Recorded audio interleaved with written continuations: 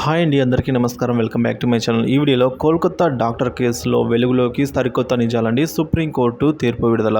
పూర్తి వివరాలను అయితే వీడియోలో తెలుసుకుందాము. వీడియోని ఎక్కడే స్కిప్ చేయకుండా ఎండ్ వరకు చూడండి. అప్పుడే పూర్తి ఇన్ఫర్మేషన్ అర్థమవుతుంది. వీడియో చూస్తున్నారు, వీడియోకి ఒక లైక్ చేయండి ఫ్రెండ్స్. ఆలస్యం చేయకుండా మనం వీడియోలోకి అయితే వెళ్ళిపోదాము. ఇక విషయానికి వచ్చినట్లయితే దేశంలోనే సంచలనం సృష్టిస్తోంది కోల్కతాలోని ఆర్జికర్ మెడికల్ కాలేజీలో జరిగిన ట్రైనీ డాక్టర్ హత్య కేసు.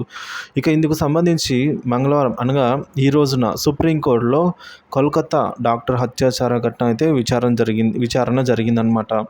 ఇప్పటికే కోల్కతా డాక్టర్ అత్యాచారం ఘటనను సుమోటోగా కేసును స్వీకరించింది సుప్రీంకోర్టు. ఇక మరోవైపు డాక్టర్ అత్యాచారం ఘటనపైన దేశవ్యాప్తంగా ఆందోళనలు కొనసాగుతూ ఉన్నాయి. అలాగే ఘటనపై సిబిఐ విచారణ కూడా జరుగుతోంది.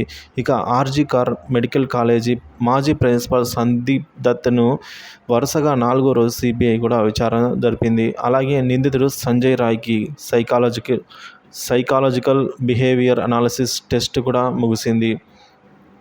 కోల్కతాలోని ఆర్జికర్ మెడికల్ కాలేజ్లో చాలా రహస్యాలు అయితే దాగి ఉన్నాయి ఫ్రెండ్స్. కొన్ని కథనాల ద్వారా అయితే ఈ మేరకు తెలుస్తోంది.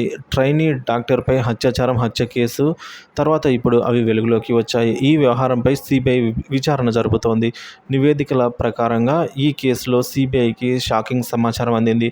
ఇప్పటి వరకు జరిపిన విచారణలో ఆసుపత్రిలో అక్రమంగా మానవ అవయవాల వ్యాపారం జరుగుతోందని మృతుడికి మద్దతు ఇస్తున్న వైద్యుల వాగ్మూలం బట్టి సిబిఐ తెలిపింది. విచారణలో 23 సంవత్సరాల క్రితం అంటే 2001లో